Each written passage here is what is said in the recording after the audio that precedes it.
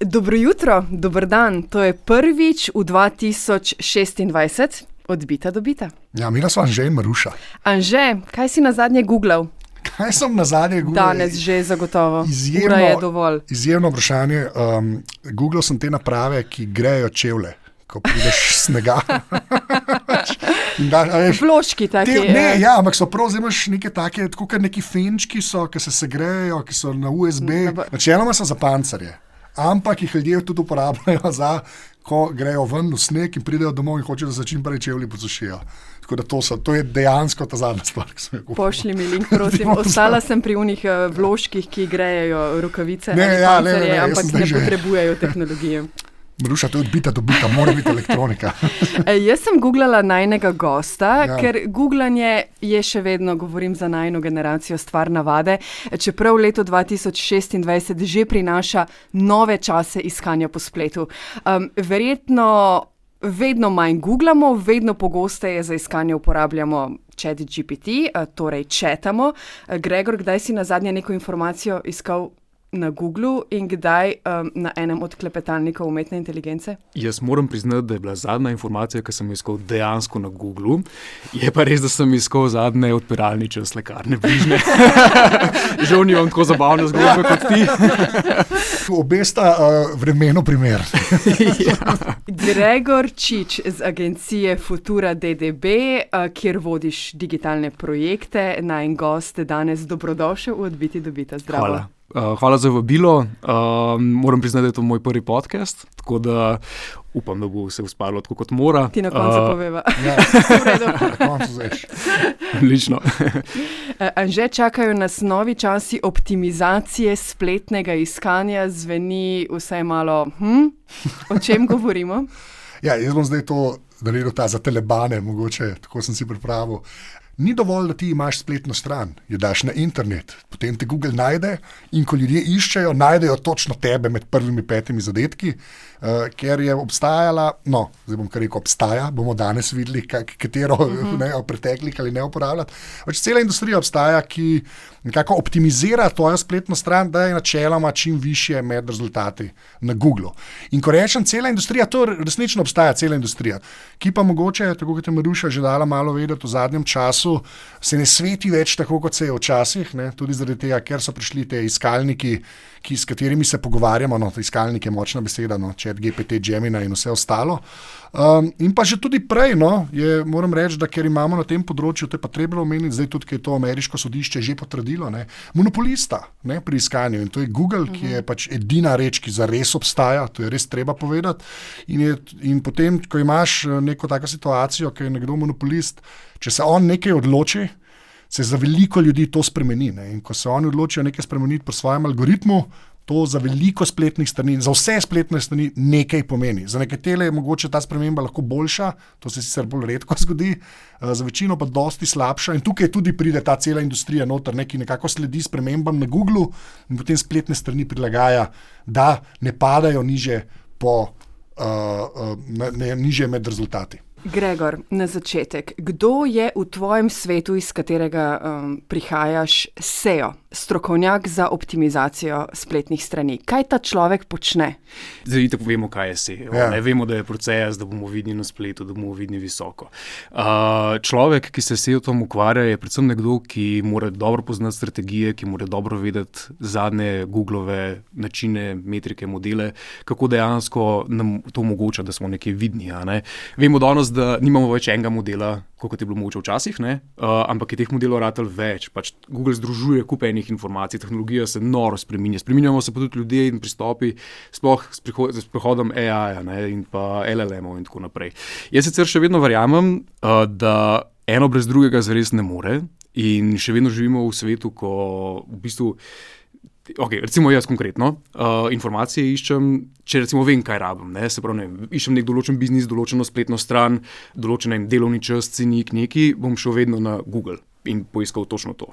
Če pa delam nek research, ravno neko raziskavo, zbiram neke informacije, mi bo pa definitivno LLM pač pomagal hitreje priti do nekih informacij, hitreje predelati toliko in toliko enih strani, ker seveda nima več tega časa v življenju, da bi toliko enih pageov pregooglal oziroma preiskal, preklikal toliko enih strani, bral toliko enih tekstov, da si pol najdem nek zaključek. In zares SEO dejansko, tako kot je evolviral z izleti, evolvira tudi danes. Ne? Se pravi, danes imamo kup teh nekih kratic, AIO, optimizacija z LLM-e in tako naprej. Ne? Ampak zares je to sam pač še neka dodatna stvar, ki jo SEO strokovnjak mora zajeti v svojem okviru pač del. Če si ti do danes imel pač SEO dobro narejen, če si do danes upošteval vsa pravila, ki jih je imel Google, zato da si nekje visoko pozicioniran, si gradil na autoritiju, si uporabljal kvalitetne backlinke, je v bistvu tvoja vsebina nekako vredna zaupanja, si naredil že zelo veliko tudi dejansko, da te bodo LLM-i pač v svojih tekstih dejansko navajajo. LLM-e omenjaš velike jezikovne modele, ki nam dajo vedeti, da se pravila igre, ki jih smo vsi, tudi vi strokovnjaki do zdaj poznali, se spreminjajo. Skratka, na neko običajno vprašanje, katera je najboljša pizzerija v Ljubljani, ChatGPT odgovori drugače kot Google. Google to lahko počne s pomočjo pomočnikov, strokovnjakov, SEO-tov, ki jih omenjaš, ki optimizirajo spletne strani, ChatGPT pa ne. Mogoče je zdaj to težava za koga, za naročnike, za pizzerije. Anže, s tehnološkim novinarjem iz Združenih držav Amerike si se pogovarjal, na The Vergeu si bil lani. In jedel v njihovi menzi. Dobil sem 2 čokolade, pa eno piksno. Preveč, ja, točno to. Kaj ste govorila na to temo, s kom si govoril? Ja, Jake Esterneges je v bistvu managing editor, se pravi, kar eden od urednikov, ki je dosti visoko, ki nekako nadzira zgodbe in članke. In sem pač govoril z njim prav na to temo, ker so oni že v bistvu začeli že konec leta 2023 nekako spremljati te spremembe, o katerih danes govorimo, kar se SEO tiče, zaradi ChatGPT, Gemini in vsega ostalega. In sem ga pač vprašal, kaj se dogaja, ker sem rekel mu tudi kar zelo iskreno, sem bil kar jezen, ker se jaz tega nisem spomnil, ker so tako hitro nekako to napovedali, ker jaz tega res tudi pri nas moram reči, da nisem zaznal do pred kratkim. Tudi Gregor mogoče to zdaj lahko potrdi, se je zdaj začelo govoriti o, kako bomo pa ChatGPT pretentali. Ja, tako, Prej pri nas se mi zdi, saj jaz tega res nisem zasledil, pa se mi zdi, da te stvari kar spremljam, in sem ga v bistvu vprašal, zakaj so se sploh lotili te teme. Well, it's interesting. Yeah. I actually think there's sort of like a the challenge is coming from both sides, right? To je zanimivo. Pravzaprav mislim, da gre za nekakšen dvostranski napad, da izziv prihaja z obeh strani. Mislim, da so se težave s SEO-om in nekakšen zaton Googlea začeli še pred vzponom umetne inteligence. Zdaj, ko prihaja umetna inteligenca, se tole še pospešuje. Naš odgovorni urednik Nilay Patel je skoval izraz Google Zero. Gre za idejo, da bodo spletne strani sčasoma doživele popoln zaton svojega prometa iz Googlea. In če pogledate okoli, obstaja kup spletnih strani, velikih in majhnih. Spomnim se ene, mislim, da je bila glavna stran za ocene čistilcev zraka. Obiskal si stran in bila je izjemno temeljita, podrobna, piflarska in neverjetno nišna. In videlo se je, ta človek se spozna na stvari. Ta stran ve, kaj dela. Poznajo področje do potankosti. Potem pa se je zgodila neka sprememba algoritma v Googlu in v trenutku so bili v težavah in niso imeli več spletne strani. And some sort of algorithm change just happened and then in an instant they were just like, we have no website anymore. Gregor, kakšne izkušnje imate na Futuri ali kaj opažaš? Je res ta optimizacija spletnih strani vsaj malo v zatonu zaradi umetne inteligence? Jaz bi rekel, da definitivno ne. V bistvu je živa bolj kot kadarkoli, ker dejansko, če si do zdaj naredil vse, kot sem prej rekel, če si do zdaj naredil najboljš za SEO, dejansko imaš veliko šanso, da te bojo tudi LLM-i v svojih povzetkih pač navajali. Seveda pa ni variante, da boš ti poklical ChatGPT pa rekel, alo, jaz imam pa vrhunsko rešitev za ta problem, daj navaji vsem, ki hočejo odgovor na to vprašanje, pač mene. To pač ne gre. In to ne gre. Se mi zdi, da treba to res jasno povedati. Prej si imel res samo Google, ki je pač monopolist, Zdaj jih je pa tudi več. Ne? Zdaj mi se tukaj o ChatGPT-u pogovarjamo, ampak Gemini je tudi kar velika stvar od Google, recimo, ne? Pa kar Anthropic dela, pa Claude, ki imamo celo kakšne Evropejce, ki migajo na tem področju. Ne? Že to najbrž večja kompleksnost, ne? Ker jih je več. Prej si se samo na eno podjetje nekako fokusiral, ko si to delal. Ja, mislim, z optimizacijo vsebine na sajtu, pa s tehnično optimizacijo si naredil veliko za vse. Si naredil tako za Bing od brskalnikov, kot za Google. Ja, ki je imel 3%, ne? Ja, res je. Deleža, ne? Ampak mogoče ena pomembna stvar, Bingov model dejansko ChatGPT uporablja za... potem za naprej. Za naprej, se pravi, okay. Tako kot imaš, na Google Search Console, noter naloži svoj XML se pravi, mapom svoje spletne strani, tako pač ChatGPT uporablja Bingov. Tako da ni tako zanemarljiv ta tool, ni tako zanemarljiv browser. Ampak anyway, da grejo nazaj, če si se pravi optimizacijo teh pač spletne strani in pa vsebine naredil prav že takrat, imaš tudi veliko šanso zdaj, da te v bistvu crawlerji vidijo. Se pravi, vsi roboti od vseh teh klepetalnikov, ki gledajo, načeloma vse pokriješ, če delaš na en način, bomo tako rekli. Tako. Zdaj, ko debatiramo o tem, o novih časih iskanja spletnih iskalnikov, imate že kakšne podatke, kakšne izkušnje? Smo tam, da bodo klepetalni roboti zdaj zamenjali iskalnike? Se to pri mlajših generacijah že dogaja? Je prva izbira nekoga ChatGPT ali Gemini za vprašanje, katera je najboljša pizzerija v Ljubljani? Ne več Google. Jaz bi tako rekel, eno in drugo. Pač seveda je porast vprašanj na LLM-ih, definitivno. Še vedno pa se ljudje tudi zelo veliko googlajo. Pa zdaj gledamo mogoče neke številke v ozadju. Se pravi, dnevno je na svetu googlanih, se pravi, 16 milijard nizov, medtem ko v ChatGPT dnevno opisujemo cirka milijardo, se pravi, nekih promptov. Tako da Google ni zanemarljiv, še vedno. In tudi, če gledamo zdaj podatke v Sloveniji, po raziskavi, ki se je opravila Fakulteta za družbene vede, maja, da je že lani, imamo v bistvu približno 50% uporabnikov interneta, ki se je srečalo z generativno umetno inteligenco. Od tega pa je približno četrtina takih, ki jo uporablja dnevno. Zdaj, zanimiv podatek, da se je ta številka napram letu 2024 podvojila.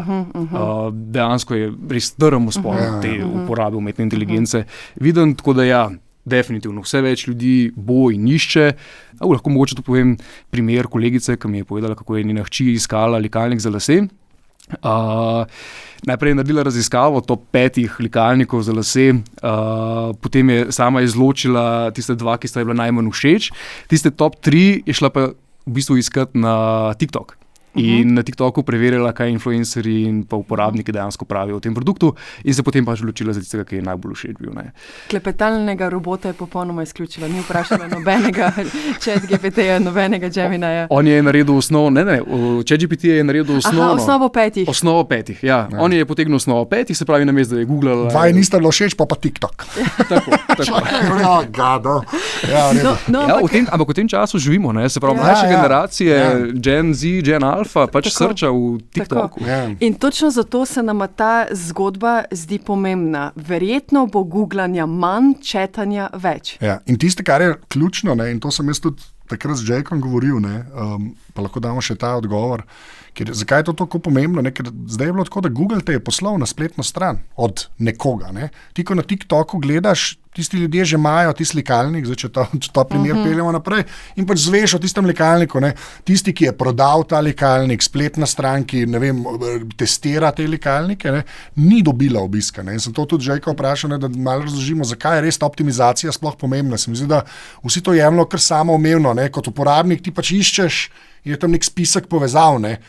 Je kar pomembno, če si pa trgovina, pizzerija ali pa prodajalec likalnikov za lase, je pa kar pomembno, kako visoko si, da te ljudje najdejo. No, that's right. So Google sends people to your website. Tako je. Google pošilja ljudi na tvojo spletno stran. To zviša ceno, ki jo lahko zaračunaš za oglase in lahko jih prikažeš več.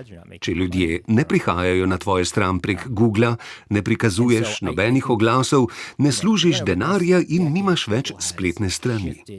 In mislim, da se je v zadnjem desetletju Google vse bolj odmikal v smer, da postane stroj za odgovore.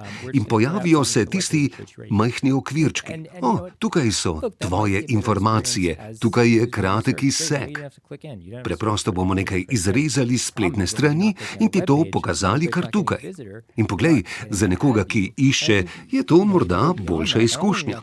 Super, zdaj ti ni treba klikniti, niti treba brskati, informacija je takoj tam. Težava pa je, da to pomeni, da ne klikneš na spletno stran. Spletna stran ne dobi obiskovalca, ne dobijo tistega ogleda oglasa. In mislim, da če greš še dlje, ne le, da ne dobiš ogleda oglasa, zdaj te človek sploh ne prepozna več kot vir oziroma ne prepozna tvoje spletne strani. Če želim dobiti nove bralce, me morajo brati. Prebrati me morajo prvič in drugič. Tako pa preprosto izgubljaš ta lijak. In to se že dogaja. Potem pa pridejo LLM-ji in umetna inteligenca. In mislim, da ti, kot prvo, že zdaj prevzemajo veliko iskanj. Ljudje iščejo s klepetalniki. Poleg tega pa vidiš, da ti zdaj Google na vrhu rezultatov iskanja preprosto ponudi odgovor v i. Zdaj ti sploh ni treba več nikamor klikniti.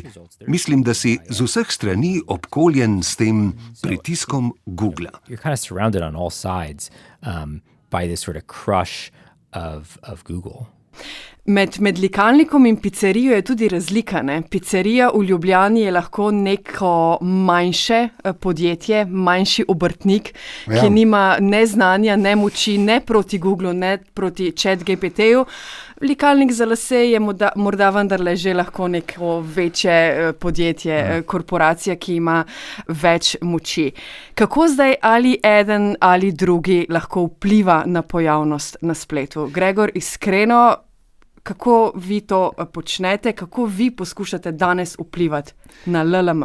Dejansko ta svet je ratu tako drag, da za nove in manjše je recimo sploh ta grejanje avtoritija ratu skoraj da nedostopna, ne? Ker se pravi, se pojavljati na nekih dragih, dobrih medijih je ratalo full expensive. In dejansko pač lahko probajo z nekimi drugimi načini, ne? Tipa pojavljanje na forumih, na TripAdvisorjih, z dobrimi reviewji. Sej, če se pojavljajo na forumih kot, ne vem, dobra pizzerija, ne, konkretno, ali pa imajo dobre reviewje na TripAdvisorju, na Google reviewju, jih bo dejansko LLM zaznal, ne? Bo videl, se pravi, okej, ta dejansko je, ne, ali pa na Yelpu recimo. Sicer Yelp je pri nas malo manj uporabljen, ampak ja, to so definitivno neki kanali, ki vplivajo na to, kako LLM v bistvu ne razume dejansko, kaj tvoje podjetje je, pa da te dejansko potem lahko neka vprašanja tudi pač ponuja. Lažje je pa seveda za en likalnik za lase, ker lahko spletna trgovina naredi se pravi nek primerjalnik, opiše vse od tehničnih specifikacij, kaj zares, ne vem, pomenijo od različnih energetskih standardov do potem, ne vem, kakšne so specifikacije, ne, in pa na koncu še FAQ, zakaj pač izbrati ta likalnik, zakaj je recimo ta boljši kot drugi, ne. Tega je zdaj veliko več, ne. Zdaj je veliko več, jaz sem tudi to zaznal na spletnih straneh, ne, pa gre za produkt, za karkoli na koncu. Zakaj bi pa je šel sem? Zakaj bi pa kupil to, ne? In potem je ta zato ker se nekako pričakuje, ne, da bojo to roboti od teh klepetalnikov sebi vzeli, a prav razmišljam, kimaš. Gregor kima, super, okej. Ne, ker oni to vzamejo, ne, in potem to servirajo končnemu uporabniku, ko nekaj išče, ne. Včasih smo se vsi norca delali za recepte spletne strani. Moja zgodba, kako sem prišel do tega kruha, ne, ki je bilo najprej cel esej napisan, ne. Zdaj pa ponavadi, zakaj je ta kruh dober? Kakšne so pa, ne, in ja, okej, zanimivo. Veš, to je optimizacija vsebine, ne, da jo LLM-i dejansko prepoznajo in da lahko vidijo. In ti v bistvu pišeš FAQ-je za LLM-e. Ja, ne za uporabnika, ki to na spletni strani vidi. Ti dejansko to delaš za robote. Še vedno delaš za uporabnika, ampak veš, tudi LLM-i bojo pa dejansko se naslonili na tisto vprašanje in se pravi, če boš vkucal potem to vprašanje noter, ima LLM že zelo dobro osnovo, da dejansko servira tvoj odgovor. Kako se o teh stvarih pogovarjate z naročniki? Razumejo, kako se tehnologija in svet spreminjata, kaj morajo početi drugače? Imajo previsoka pričakovanja, želijo biti vedno na prvem mestu, tudi če to mogoče več ni mogoče? Zelo različno, ampak zdi se naročniki vse bolj in vse več zavedajo pomena umetne inteligence in kako je nujno, da smo prisotni tudi tam, kar je seveda super, ker kot vidimo, vse več uporabnikov dejansko je prisotnih, tako da ti, zato da boš viden v letu 2026, pač rabiš biti seznanjen s tem, kaj se dogaja in rabiš delati tudi kakšno akcijo na tem področju. Tako da, naročniki večinoma vejo, oziroma so v stiku s tem, kar se dogaja. Je pa res, da so pa pričakovanja pa velikokrat previsoka. Pričakovanja so večinoma, zdaj smo vam dali tukaj toliko in toliko budžeta, zdaj pa naredite, da bomo mi pa takoj, ko nekdo vkuca nekaj v ChatGPT, vidni in da bomo tam. No, tukaj pa me pač ne moramo dati nobene obljube več, ker ne moreš, kot sem prej rekel, poklicati chat, daj njega na prvo mesto. Pri Googlu se je pa dalo več obljubiti, načeloma. Mislim tako, tam se je ker je bilo tudi bolj merljivo, če jaz prav razumem, ker tukaj res ni merljivo. Se do tega bomo zdaj prišli, ker mislim, da je res ključna stvar pri celi tej debati. Ampak mogoče tudi pri naročnikih sprav je ta neka razlika, da ko nekdo prije, jaz bi pa kdorkoli bo pizzerijo napisal, moja pizzerija vam padla. Noben ne more tega zares obljubiti. Ampak do kje se pa potem upate iti, recimo? Mislim, upate iti, je zelo grdo vprašan. Ampak do kje sploh potem upaš reči, če so to res take črne skrinjice?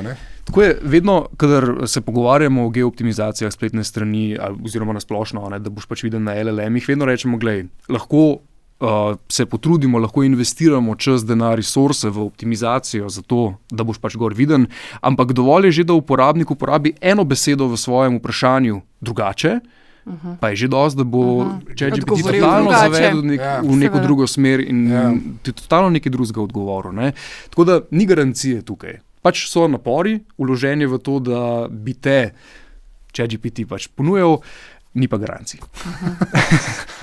Pač še vedno, recimo, če si do danes imel dobro narejen SEO in si bil nekje visoko na SERP-u, imaš zelo velike šanse, da boš tudi na ChatGPT umel. Ni pa nujno. Dajmo še Jakea poslušati, ker sem ga jaz nekako vprašal, ker bilo ta vprašanje črne skrinje, da pri Googlu se vedlo, pa se je spremenil algoritem, pa smo nekaj zaznali, tukaj je šlo pa v resnici, poglej, te ChatGPT in Gemini vzamejo, nekaj delajo, tako si rekel, ena beseda se spremeni, in je tudi Jake imel par stvari na to temo zapovedati. Se mi zdi, da ni preveč optimističen na vprašanje, kako dobro se da prelisičiti klepetalne robote.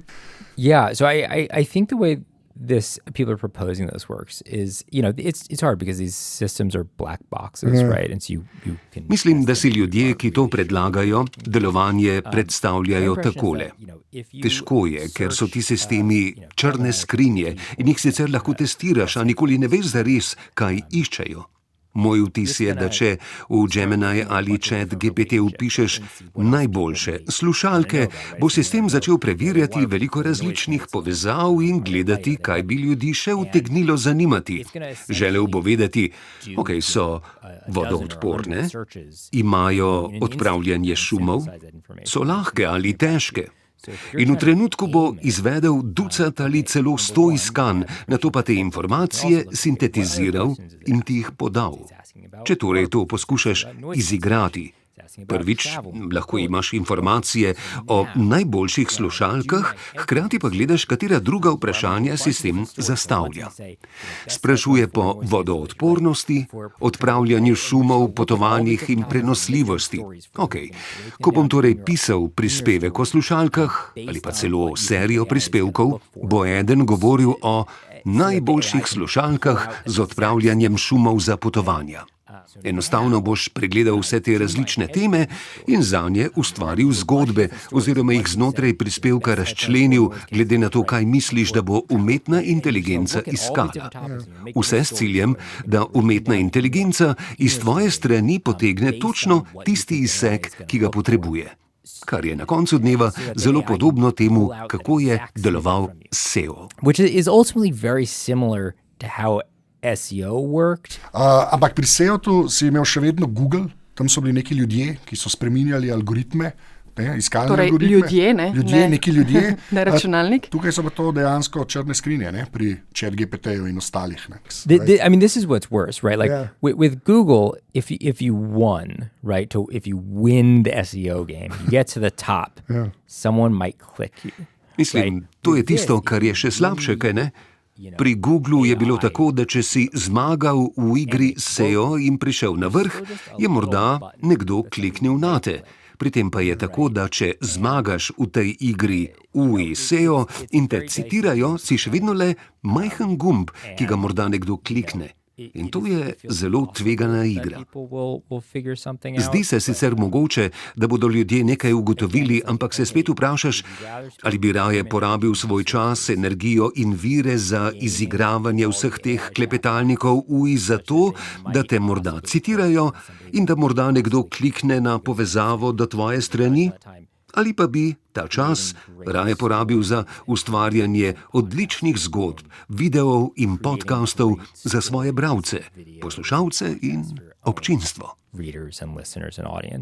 Dejstvo je, da danes pač obiski na spletni strani več niso relevantni in zares, ne vem, kako smo včasih rekli, ok, več smo imeli engagementa za spletno stranjo, boljš, ne vem, so nas ljudje razumeli, več obiska smo potem potencialno pač imeli, oziroma so bili na naši strani, to vse pač manj velja. In vse bolj pač velja, da je vsebina na tvoji strani prava, ti pa, da ne vem, ko imaš neko rešitev, da dejansko tvojo rešitev ChatGPT ponudi, in da v bistvu si potem ustvariš neko opcijo, neko šanso, da dejansko bo pač zavil potem uporabniku tvojo pizzerijo, ker je pa na forumih in tako naprej veliko enih informacij o tem, da si pa ti dejansko najboljši. Se pravi, fajn je, da imamo vsebino, ki ni omejena na spletno stran, ki je pač bistveno širša, se pravi, da se v nas govori na spletu, da se v nas govori na forumih, da imamo neke reviewje, neke zapisane in to nekako bo potencialno generirano nek obisk potem tudi v pizzeriji, potem takem.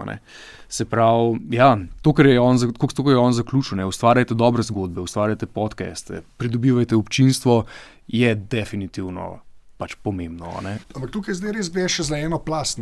Prej se mi zdi, zdaj bomo začeli govoriti o dobrih starih časih, ko je bila samo spletna stran pa obiskovalec. Tukaj je res, da je ena plast, ki zdaj razmišlja kao na mesto nas, tudi pet likalnikov, sej, jaz ne vem, iz kje jih on vzel, recimo, in potem, tako je Jake rekel, mogoče da kakšen, LLM, kakšen tak klepetalnik, še kakšno povezavo, mogoče ti kdaj klikneš, ampak to se meni to se zdi, mogoče v Sloveniji ker se mi zdi, da pri nas so samo te velike spletne strani, tudi veliki mediji mogoče lahko živijo od teh oglasov, od tega, Po svetu imaš pa tudi zelo, si imel pa manjše spletne strani, ki so lahko res, ljudje so imeli plače od tega, da so živeli, zdaj pa to dejansko usahnilo. Zdaj, kaj to pol pomeni tudi za te vse informacije, ki jih te ChatGPT srkajo? Tega bo vedno manj. Jaz mislim, da smo zdaj v nekem takem obdobju starega sveta, tako, kot so ljudje, kot si ti optimizirali spletne strani za Google, ampak so se dajale tja gor take relevantne informacije na 6 različnih načinov, ampak je bilo tega več. Vsak, ki je imel trgovino, ki je likalnike za lase, prodajo, dajo informacije gor, da bo čim više na Google. Zdaj, kot ti ChatGPT da spisek 5, ki jih je pobral iz nekje, kdo se bo sploh še trudil? Tukaj jaz vidim največji opaz. Kdo bo sploh se še trudil, da bi zalagal te relevantne informacije. Jake je dal tam tudi en primer, neka spletna stran, ki je imela te čistilce zraka, so bili res, če si hotel pa čistilc zraka, ko bi si pa šel na to spet, ampak to sta bila najbrž 2 človeka, mogoče 4 v Ameriki, recimo, ki je tako velik trg. Za njih zdaj ni več prostora. Jaz tukaj ne vem, kaj se zgodi. Se mi zdi, da Slovenija bo že spet malo imuna zaradi majhnosti na to, ker ti manjši, ni manjših, da bi zares propadli mogoče, ali se pa motam, ne vem. Ampak to, mislim, se mi zdi kar taka težka reč to, ker smo bili zdaj 20 let navajeni na nekega tazga dobrodušnega despota v Googlu, ki je res, to je resno imel te povezave, te novih pa ne. Mene mišljeno skrbi za neke mlajše generacije. Naša generacija, ki so vajene Google, pa mogoče neke kritičnosti, pa raziskovanja raznih informacij, mi smo še se mi zdi, ampak recimo mlajši pa pač slepo verjamejo temu, kar jim ChatGPT napiše in je pač to, kar on servira, to, in se samo še, že jaz priznam, da velikokrat, ko mi ChatGPT poda, ne vem, top 5 pralnih strojev, recimo zadnje sem menil pralni stroj, je bilo to. Jaz sem se pač omejil na tistih 5 in med tistimi 5 iskal najugodnejšega ponudnika, najugodnejšo trgovino, kjer ga lahko kupam dejansko. In to je to. In zares nisem imel neke širine tam, da bi... Se mi zdi, da tako nekaj izgubljamo tukaj. No? Jaz sicer ne znam čisto povedati, tako, kam bo to šlo, ker ne vemo, ali bo res sploh bojo premagali iskalnike, mogoče pa te halucinacije zares ne bojo šle stran, pa smo tudi tega naučili. Ampak zaenkrat, pa tako, kot si prej rekel, pri številkah res kaže, vsako leto se pravično podvoji uporaba. Jaz ne vem, kdo bo še delal te fajn spletne strani. No. Jaz res mislim, to je nekaj taka eksistencialna grozna, tudi pol za odprti internet, ki je sicer res bil zdaj nekako jetnik Googlea, ampak Google je saj internet nekako priznaval, pa še Google ga vedno manj. Ker nam daje odgovore. Prej smo se pogovarjali, naprej smo začeli snemati. Včasih si Google vprašal, pa je bilo vedno 10 povezav. Zdaj pa Google nekaj vprašaš, pa je overview, pa ti prvo nekaj hoče povedati, pa je 6 kvadratkov, da ti dejansko prijaš do spletnih strani. Jaz mislim, da res veliko zgubljamo. No? Pa še ena stvar, ki bo potrdila tvojo dilemo.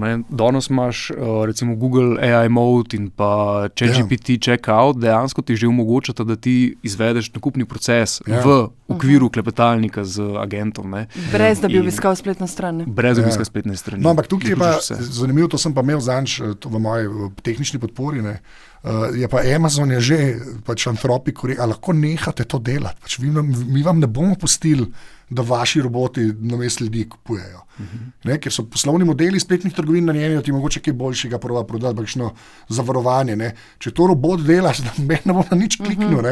Tako da tudi tukaj se bo še veliko raztreslo. Pa Amazon ni neka 2 človeka v garaži, ki nekaj trgovina. To je eden največjih igralcev na svetovnem spletu, pa je že malo vrnil žogco tem z umetno inteligenco, da dajte, zdaj pa kupovali bojo pa še vedno ljudje pri nas, recimo. Tako da res ene čudne čase gremo. No, ne vem. Še nekaj me skrbi. A je možno, da bo podjetje OpenAI, ki je lastnik ChatGPT-ja, postalo podkupljivo? Gregor, če omenjaš, da se ustvarjalci spletnih strani, naročniki morajo bolj potruditi s tem, da je vsebina razpršena, da je veliko dobre vsebine povsod po internetu, da jo potem tudi klepetalni robot lažje najde. A bo rekel Facebook, glejte, za veliko denarja prosim ChatGPT naj favorizira odgovore, ki jih uporabniki pišejo po Facebooku ali po Instagramu. Gremo v to smer, kjer bo spet zmagal denar, kot vedno pri tehnologiji? Jaz srčno upam, da ne. In da se kaj takega ne bo zgodilo, pa da ne bo zgodba podobna, kot jo vidimo kdaj na Facebooku, ko imaš spam page in na polno oglašujejo in potem pokradajo denar, dobiš pa nič po možnosti domov.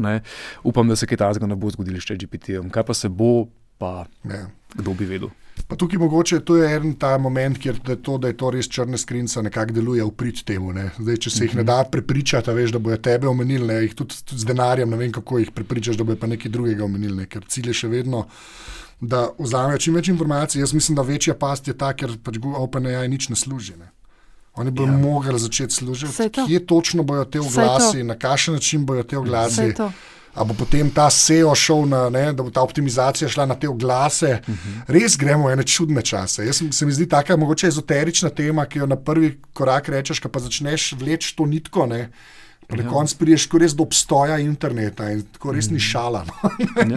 Mislim pa tudi do tega, koliko enega denarja se tukaj v ozadju obrača, koliko enih trilijonov je vloženih v to, koliko ene energije dejansko vsi ti serverji porabijo na minuto, na sekundo. Mislim, to so nezanimljive številke, ki pa ne vem, ki zares dobivajo svoj pritok na drugi strani. Dobri stari svet, da se ga spomnimo, zdaj smo ga pokopali. Še vedno, zdaj, ko boš naslednji projekt vodil v službi, bo prišel nek naročnik, mislim, spletna stran bo še vedno, tukaj smo pa še vedno, tega premika pa še ni bilo. Čeprav sem videl, mogoče, Maruša, sva 3 leta za Dovrđom, mogoče še ni tako daleč vse skupaj, recimo. Spletna stran je še vedno tam, kjer je fokus. Tukaj se ne bo fokus umaknil kar tako, ker pač še vedno vemo, da LLM-i dejansko osnova njihova so spletne strani. Se pravi, ti moraš imeti spletno stran, ki je optimizirana tehnično, ker je v UX dobro narejen za uporabnike, ker je v bistvu UX tudi dobro narejen za algoritme. Ti moraš danes v bistvu implementirati tudi shemo v ozadju spletne strani, da bo dejansko vsebina razumljiva robotom. Tudi te stare prakse, itak poznamo Black Hat preseo, to itak že davno več ne deluje in pač boh ne da je kaj takega delati. Se pravi, zdaj so res bil tekst na belem ozadju. Naprimer, kaj tazga, pa pušanje keywordov in tako naprej. Pač danes več ne iščemo na dotičen keyword, ampak je fajn, da mogoče poveš svojo temo, svojo rešitev na več različnih načinov na spletni strani in valjda, da na koncu pač pripiraš uporabnika do nečesa uporabnega. In če je dejansko tvoja rešitev za nek uporabniški problem, pač imaš veliko variant, da te bo potem tudi ChatGPT navajal. Je pa bolj moderno, da se strokovnjaki zdaj na mesto SEO imenujejo GEO, ker je generativna umetna inteligenca, ali ne? Ja, to je marketing. Kot sem prej rekel, v marketingu imamo ogromno enih kratic, vsega živega, res teh kratic imaš milijon, od AIO, AEO, LLM-o, še par jih je. V glavnem, a imaš vse na vizitki ali še nisi? Vse pa še malo. Res najlepša hvala, da si se oglasil v Odbiti do bitev. Hvala lepa. Anže, 3 leta sva za The Verge, ampak vseeno odprla sva pomembno temo in jaz predlagam, da jo spremljava. Zdaj ne, da smo nehali googlati, ampak zelo verjetno se bo o tem v prihodnosti še veliko govorilo. Ja, jaz sem predvsem vesel, da sva našla Gregorja, sva našla nekoga, ki je o tem lahko spregovoril na način, da smo kaj zvedeli, ne samo, da si nama prodaja vse kratice na tvoje vizitke. To je največja, tako da res najlepša hvala. No. Ampak zdaj bom rekel, pridite v Discord, če je še aktualno v tem novem svetu, ampak če ga kateri od jezikovnih modelov najde. Ja, tako je. Link je na naši spletni strani, če to še velja. Če še velja, tako je. Pa Odbita dobite v vseh aplikacijah za podcaste. Hvala za kakšne ocene, komentarje, nove naročnike v novem letu in se slišimo. Omenjajte na forumih, očitno. Povsod, čim večkrat. Odbita, pisano skupaj, presledek do, presledek bita. Zmerno. Hvala, Gregor. Ne pozabi, da je vrhunski podcast. Ja, tako. Čau. Čau. Čau, čau.